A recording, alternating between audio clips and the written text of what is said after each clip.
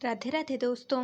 कैसे हैं आप सब। आज की कहानी है मेरा जीवन तो मेरे मायके वालों ने ही बर्बाद कर दिया। रानी के ब्याह की उम्र हो चली थी और उसका ब्याह खोजा जा रहा था। रानी की एक बड़ी बहन थी सोनी, जिसका 3 वर्ष पहले ही विवाह हुआ था। उसके बाद रानी का भाई था और फिर रानी थी सबसे छोटी। अब रानी का ब्याह खोजा जा रहा था। भाई का ब्याह अभी भी नहीं हुआ था। माँ बाप ने सोचा कि पहले बेटी का ब्याह कर देते हैं, फिर घर में बहू लेकर आएंगे। रानी भी अपने सपनों के राजकुमार की खुशियों में खोई रहती थी और अपने आने वाले जीवन के सपने देख रही थी। लेकिन तकदीर को तो कुछ और ही मंजूर था। रानी की बड़ी बहन सोनी, पता नहीं अचानक से उसे क्या हुआ कि वह यह दुनिया छोड़कर चली गई। उसकी एक छोटी बेटी थी 1 वर्ष की। अचानक से एक दिन सुबह सोनी को सीने में बहुत तेज का दर्द हुआ और अस्पताल ले जाने के पहले ही उसकी मृत्यु हो गई। डॉक्टर ने हार्ट अटैक की बात कही। किसी ने सपने में भी नहीं सोचा था कि इतनी कम उम्र में ऐसे हार्ट अटैक से सोनी की मृत्यु हो जाएगी। घर में मातम सा पसर गया। कहाँ रानी की शादी खोजी जा रही थी और कहाँ घर की बड़ी बेटी की मृत्यु हो गई। ऊपर से उसकी एक छोटी सी बच्ची। किसी को समझ में ही नहीं आ रहा था कि क्या करें। इसी तरह से करीब 2 महीने का वक्त बीत गया और सब कुछ सामान्य सा होने लगा। लेकिन सोनी के घर में बहुत सी समस्याएं होने लगी, क्योंकि बच्ची अभी बहुत छोटी थी और उसके पिता को भी नौकरी पर जाना होता था। बच्ची की माँ नहीं थी, तो सारी जिम्मेदारी दादी के ऊपर आ गई थी और दादी भी बूढ़ी थी, उनसे यह सब कुछ नहीं होता था। इसलिए सोनी की सास सोनी को पति को दूसरी शादी करने के लिए दबाव डाल रही थी और बोल रही थी, इतनी छोटी बच्ची मैं नहीं देख सकती। तू दिन भर ऑफिस में रहता है और बच्ची को माँ की जरूरत है, तो तू दूसरी शादी कर ले, क्योंकि ऐसे तो काम नहीं चलेगा। सोनी के पति को भी ऐसा ही लगने लगा था कि अब वह घर और ऑफिस दोनों जगह नहीं संभाल पाएगा और उसे दूसरी शादी करनी ही पड़ेगी। इधर रानी के घर में रानी की शादी तो खोजी ही जा रही थी। ऊपर से रानी के घर वालों को पता चला कि सोनी का पति दूसरी शादी करना चाहता है। उन लोगों को लगा कि उनकी बेटी तो इस दुनिया से जा चुकी है और अगर उसका पति दूसरी शादी कर लेगा तो उनकी बेटी की औलाद की सौतेली माँ जाएगी, जो कि उनकी बेटी की बेटी को बहुत कष्ट देगी। आखिर अभी दामाद जी की उम्र ही क्या है। अगर रानी का ब्याह उसके जीजा जी से कर दिया जाए तो सोनी के बेटी को माँ का प्यार भी मिल जाएगा, क्योंकि मौसी तो अपनी बहन की बच्ची को अपनी बच्ची जैसा ही प्यार देंगी और रानी का ब्याह भी हो जाएगा। साथ ही साथ खर्च भी कम होगा, बल्कि बिना खर्च के ही शादी हो जाएगी, क्योंकि अपनी बड़ी बेटी को तो उन्होंने काफी कुछ दिया ही था। वह सब तो उसके पास वहाँ होगा ही। वह तो अब इस दुनिया में है ही नहीं, तो सब कुछ तो खुद ब खुद रानी का ही हो जाएगा। और एक शादीशुदा आदमी से दोबारा शादी में कोई लड़की वाला कुछ नहीं देता, बस अपनी लड़की विदा करता है। यह बात तो सब जानते ही हैं। इस तरह से उनका शादी का खर्च भी बच जाएगा और रानी की शादी भी हो जाएगी। साथ ही साथ उनकी बड़ी बेटी सोनी के बच्चे को माँ का प्यार भी मिल जाएगा और वह सौतेली माँ की गोद में जाने से भी बच जाएगी। इस तरह से उनकी बड़ी बेटी और छोटी बेटी दोनों का परिवार संवर जाएगा। यह सोचकर उन लोगों ने सोनी के ससुराल में अपना प्रस्ताव भेजा, जिसे उन लोगों ने सहर्ष स्वीकार कर लिया। इससे अच्छा क्या ही हो सकता था कि बच्ची की मौसी ही बच्ची की माँ बनकर आ जाए। लेकिन जब यह बात रानी को पता चली तो उसने अपने घर में हंगामा खड़ा कर दिया और बोला, मैं अपने जीजा जी से बिल्कुल भी शादी नहीं करूंगी। कैसे मैं एक शादीशुदा आदमी से शादी कर लूं? क्या मेरे कोई अरमान नहीं है? क्या मेरे में कोई कमी है जो कि मैं एक विधुर से शादी कर लूं? मेरी इच्छाओं का क्या होगा? मेरे में क्या कमी है जो मैं समझौते वाली शादी करूं? मैं क्यों किसी की सौतेली माँ बनूं? ठीक है, बच्ची की मौसी हूं मैं, तो मुझे मौसी ही रहने दो ना। उसकी माँ बनाने की क्या जरूरत है? मैं यह शादी नहीं करने वाली, चाहे कुछ भी हो जाए। मेरे भी कुछ अरमान हैं और मैं एक शादीशुदा आदमी से शादी करके अपने सारे अरमान को मार दूं, यह नहीं हो सकता। लेकिन रानी के घरवाले बिल्कुल भी इस बात को मानने को तैयार नहीं थे। उनका यह कहना था कि तुझे तो अपने जीजाजी से ही शादी करनी पड़ेगी। इस तरह से दोनों के घर भी बस जाएंगे और तेरी शादी भी हो जाएगी और तेरी बड़ी बहन का परिवार भी बिखरने से बच जाएगा। अब सब कुछ तेरे हाथ में है, तुझे यह शादी करनी ही पड़ेगी। रानी ने बहुत रोना धोना किया, पर उसके मायके वाले नहीं माने और जबरदस्ती उसकी शादी उसके जीजा से करवा दिया। मायके वाले तो अपने स्वार्थ देख ही रहे थे कि उनकी बड़ी बेटी के बच्चे को माँ का प्यार भी मिल जाए और उनकी छोटी बेटी की शादी भी हो जाए, वह भी बिना किसी खर्च के। वैसे भी यह एक विधुर की शादी थी, तो इन्होंने कोई खर्चा नहीं किया, सिंपल सी मंदिर में जाकर शादी कर दी। साथ ही इन्होंने शादी में कुछ भी नहीं दिया, रानी को कोई जेवर तक नहीं दिए। उनका सोचना था कि सोनी को इतनी जेवर तो दिए थे, तो दोबारा से देने की क्या जरूरत है, वह सब तो रानी को मिल ही जाएंगे। एक तरह से रानी का कोई हक उसके मायके वालों ने नहीं दिया, साथ ही उसके सारे अरमानों को भी खत्म कर दिया। रानी को अब बहुत गुस्सा आया कि उसका जीवन उसके मायके वालों ने ही बर्बाद कर दिया है और वह अपने मायके वालों से नफरत करने लगी।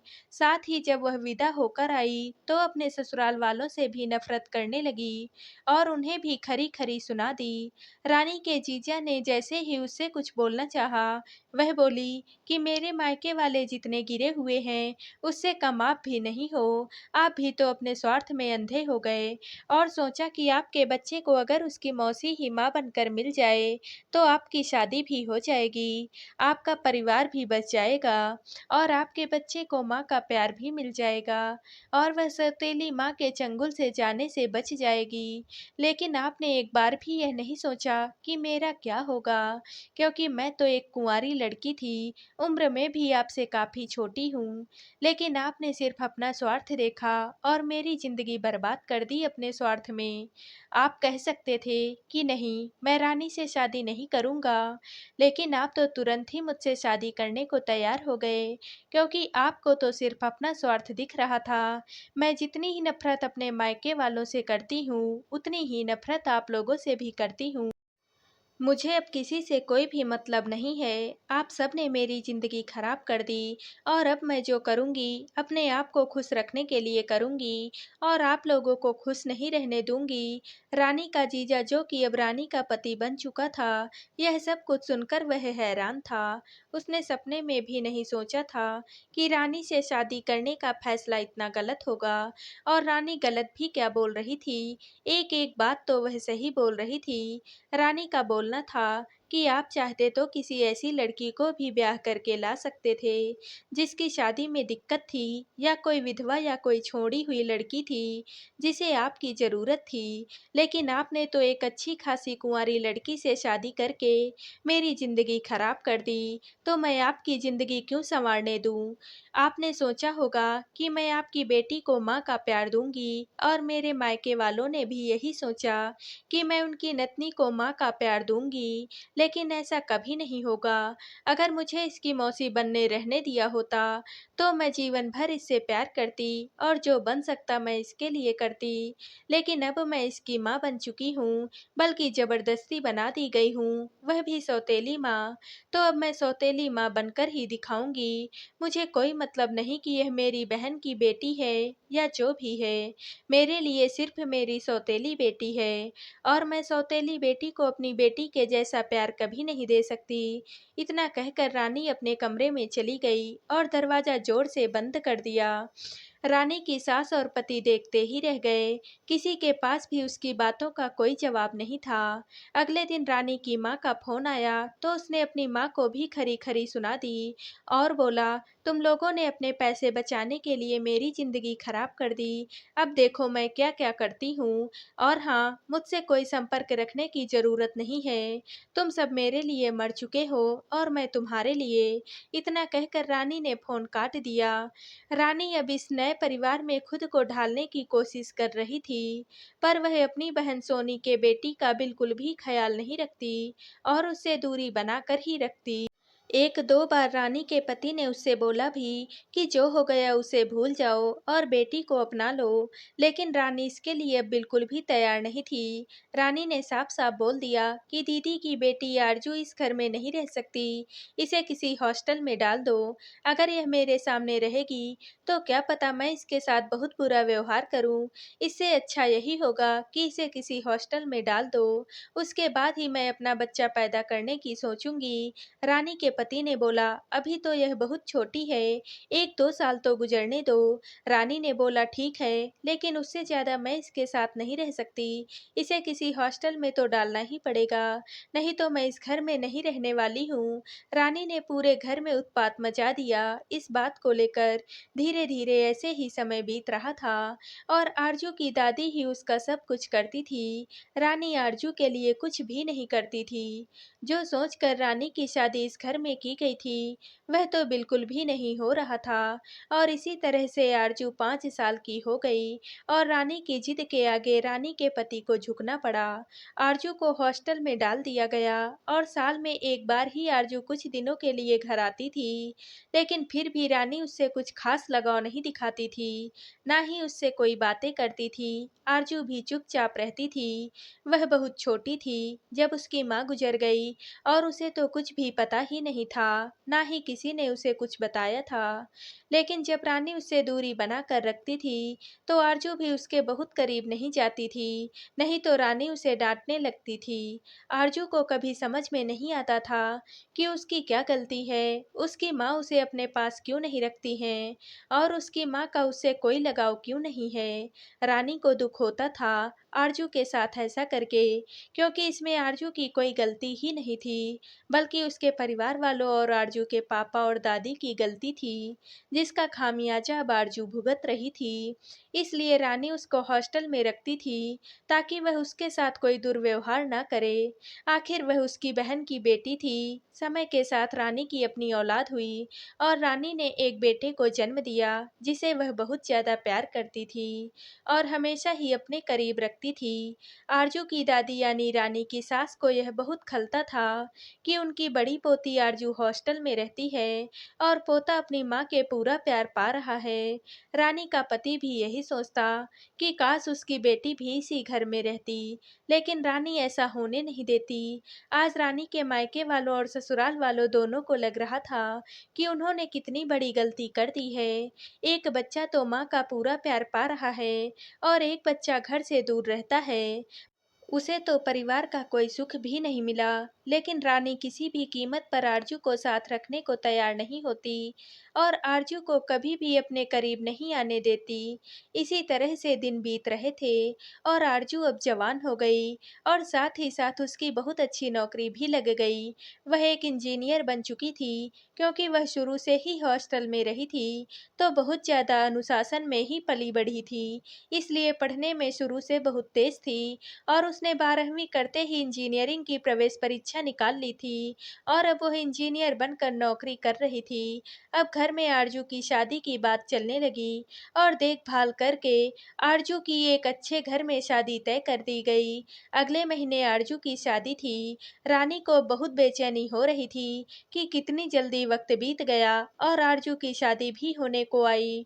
जिस आरजू को उसने आज तक माँ का प्यार नहीं दिया था और उस आरजू को उसने अपने से दूर रखा था, आज जब उसकी शादी की बात आई तो रानी का मन बहुत बेचैन हो रहा था और उसे ऐसा लग रहा था कि पता नहीं आरजू के ससुराल वाले कैसे होंगे। अब आरजू उनके घर की बेटी नहीं बल्कि किसी के घर की बहू बन जाएगी और पता नहीं क्या क्या ख्याल उसके मन में आ रहे थे, जैसे कि माँ के मन में आते हैं अपनी बेटी की शादी के पहले। और आरजू अब बहुत परेशान हो रही थी कि सब कुछ ठीक ठाक से तो होगा। आज रानी की ममता आरजू के लिए उमड़ रही थी जब वह विदा होकर दूसरे घर जाने वाली थी।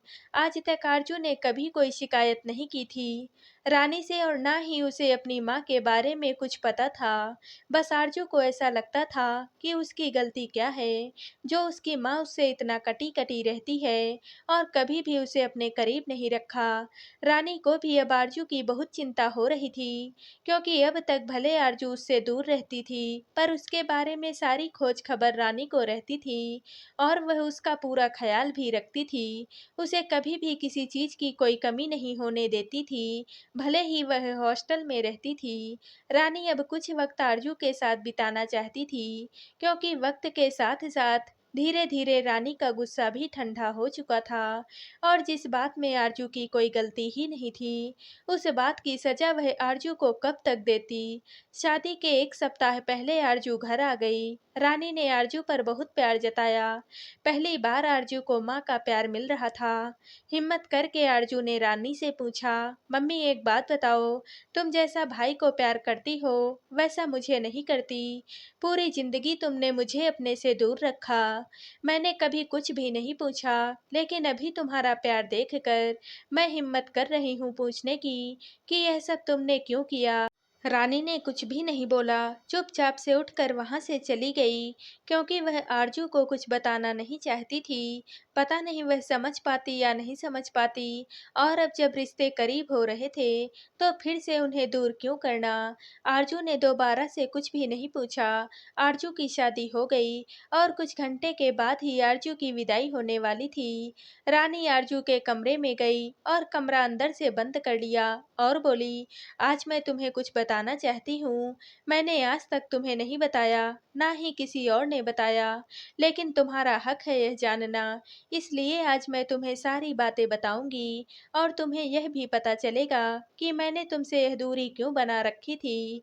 फिर तुम मेरे बारे में जो सोचना चाहो सोच सकती हो, क्योंकि इन सब में तुम्हारी कोई गलती नहीं थी और ना ही मेरी कोई गलती थी। सब कुछ भाग्य का लिखा था। और रानी ने अपने जीवन की सारी कहानी आरजू को बता दी। सुनकर आरजू को यकीन ही नहीं हुआ कि रानी उसकी माँ नहीं बल्कि मौसी है। रानी ने सोनी की फोटो भी आरजू को दिखाई और बोली, यह तुम्हारी माँ है और मेरी बड़ी बहन। सोनी की फोटो देखकर आरजू को यकीन ही नहीं हुआ कि उसकी माँ अब इस दुनिया में नहीं है और रानी उसकी माँ नहीं है बल्कि सौतेली माँ है। रानी ने यह भी बताया कि उसी गुस्से की वजह से उसने आरजू को जिंदगी भर अपने से दूर रखा, ताकि वह उसके साथ कहीं सौतेला व्यवहार ना करने लगे। अब आरजू को कुछ भी समझ में ही नहीं आ रहा था कि वह क्या बोले, क्योंकि इसमें किसकी गलती है किसकी नहीं, उसे कुछ भी समझ में नहीं आ रहा था। रानी ने बोला, ज्यादा सोचो मत, अब जो सच था वह मैंने तुम्हें आज बता दिया, क्योंकि तुम्हारा हक था उसे जानने का। हाँ, मैंने तुम्हें कभी माँ का प्यार नहीं दिया, लेकिन अब समय के साथ मेरा गुस्सा ठंडा पड़ चुका है और मेरी कोई बेटी नहीं है, तुम ही मेरी बेटी हो और अब मैं तुम्हें माँ का प्यार देना चाहती हूँ। पर अब वक्त ही कहाँ बचा है तुम्हें माँ का प्यार देने के लिए। तुम इस घर से विदा हो रही हो और मुझे अजीब सी चिंता हो रही है कि तुम्हारे ससुराल में सब कुछ ठीक तो होगा। आरजू रानी के गले लग कर रोने लगी और बोली, आपने मुझे कभी भी माँ का प्यार नहीं दिया, लेकिन कभी भी सौतेली माँ जैसा व्यवहार भी तो नहीं किया। अच्छा हुआ आपने मुझसे एक दूरी बना ली, अपने गुस्से को ठंडा करने के लिए। क्या पता अगर आप मेरे करीब रहती तो मेरे साथ बुरा बर्ताव करती, फिर शायद हमारा रिश्ता और भी खराब होता, लेकिन अभी कम से कम हमारा एक अच्छा रिश्ता तो है। रानी ने बोला, हाँ बिल्कुल, तुम मेरी बेटी हो और हमेशा ही रहोगी। रानी ने आरजू को जेवरों का एक डब्बा दिया। आरजू ने जब उन्हें खोल कर देखा तो उसमें जेवर भरे हुए थे। आरजू ने बोला, यह कैसे जेवर है मम्मी, तुमने तो मुझे पहले ही काफी जेवर दे दिए हैं। रानी ने बोला, हाँ मैंने तुम्हें पहले ही बहुत जेवर दिए हैं, पर वह जेवर तो एक बेटी का हक है जो उसे शादी में दिए जाते हैं, जो मैंने और तुम्हारे पापा ने मिलकर तुम्हारे लिए खरीदे थे। और यह जेवर जो इस डब्बे में है, यह तुम्हारी मम्मी यानी कि मेरी सोनी दीदी के जेवर हैं, जो कि मेरी शादी तुम्हारे पापा से होने के बाद मेरे माँ-बाप और तुम्हारे पापा के अनुसार मेरे हो गए थे, क्योंकि मैं तुम्हारे पापा की पत्नी और इस घर की बहू बन चुकी थी। यही सोचकर और अपने पैसे बचाने के लिए तो मेरे मम्मी-पापा ने मुझे शादी में कोई जेवर ही नहीं दिए। उन्हें लगा कि बड़ी बेटी को तो शादी में जेवर दिए ही थे और अब वह तो रही नहीं और उसकी जगह हमारी छोटी बेटी ले रही है, तो फिर हम उसे दोबारा से जेवर क्यों दें? उसे तो वह जेवर मिल ही जाएँगे और इस घर में ब्याह करके आते ही तुम्हारे पापा ने यह जेवर मुझे पकड़ा दिए थे, यह बोलकर कि यह अब तुम्हारे जेवर हैं। लेकिन मैंने आज तक इन जेवरों में से एक जेवर को भी हाथ नहीं लगाया, क्योंकि यह सोनी दीदी के थे और इस पर सिर्फ़ और सिर्फ़ उनकी बेटी का हक था, मेरा नहीं। क्योंकि मुझे पता है, औरतों को जेवरों से ख़ास लगाव होता है और हर औरत अपने जेवर अपनी बेटी या बहू को ही देना चाहती है। सोनी दीदी का कोई बेटा तो था नहीं, बस तुम थी, तो इन जेवरों पर अब तुम्हारा हक है और जब तुम इन जेवरों को पहनोगी, तो तुम्हारी माँ का आशीर्वाद तुम्हें मिलेगा। इन जेवरों को अपनी माँ का आशीर्वाद समझकर अपने पास रखो। आरजू उन जेवरों को छूकर अपनी माँ को महसूस करने की कोशिश कर रही थी। रानी ने बोला, बहुत संभाल कर रखे थे यह जेवर, मैंने और सोचा था तुम्हारी शादी में तुम्हें दे दूंगी, क्योंकि इन पर तुम्हारा ही हक है, मेरा नहीं। रानी ने कुछ पेपर भी आरजू को दिए और बोले, यह लो, यह भी तुम्हारा हक है। आरजू ने जब वह पेपर खोल कर देखे, तो वह उसके पापा के दूसरे मकान के पेपर्स थे, जो कि रानी ने आरजू के नाम करवा दिए थे। आरजू ने बोला, यह क्या मम्मी, यह तो दूसरे वाले घर के पेपर हैं, यह मेरे नाम क्यों कर दिया? रानी ने बोला, बेटा यह तुम्हारा हक है, तुम भी हमारी औलाद हो, इस घर की बेटी हो, तो तुम्हारे पापा की संपत्ति पर तुम्हारा बराबर का हक बनता है। यह घर तुम्हारे भाई को मिलेगा, तो दूसरा वाला घर हमने तुम्हारे नाम कर दिया है, क्योंकि वह तुम्हारे हक का है और मैं तुम्हारा पूरा हक मैं तुम्हें ही दूंगी, क्योंकि भले ही मैंने तुम्हें जन्म नहीं दिया है, पर हो तो तुम मेरी ही बेटी ना। यह सब बातें सुनकर आरजू रानी के गले लग गई और रोने लगी। रानी ने भी आरजू को गले लगाते हुए बोला, वह घर अब तुम्हारा है, तुम जैसे चाहो उसे इस्तेमाल करो, लेकिन हाँ, मायका तुम्हारा यही रहेगा, जहाँ तुम्हारी माँ रहेगी और तुम्हारा भाई रहेगा। मायके के लिए तुम मेरे पास ही आओगी, मैं जहाँ भी रहूँ। आरजू को आज अपनी विदाई के वक्त सही मायनों में अपनी माँ और अपना मायका मिल गया था। आरजू को आज अपनी माँ का पूरा प्यार मिल रहा था, लेकिन यह बस कुछ पलों का ही साथ था, क्योंकि उसकी विदाई का भी वक्त आ चुका था। तो दोस्तों, आप सबको यह कहानी कैसी लगी, कमेंट करके ज़रूर बताइएगा और वीडियो को लाइक व शेयर कीजिएगा। दोस्तों, अगर आप इस चैनल पर नए हैं और अब तक आपने हमारे चैनल को सब्सक्राइब नहीं किया है, तो प्लीज़ और कहानियों से जुड़ने के लिए हमारे चैनल को सब्सक्राइब कर लीजिएगा।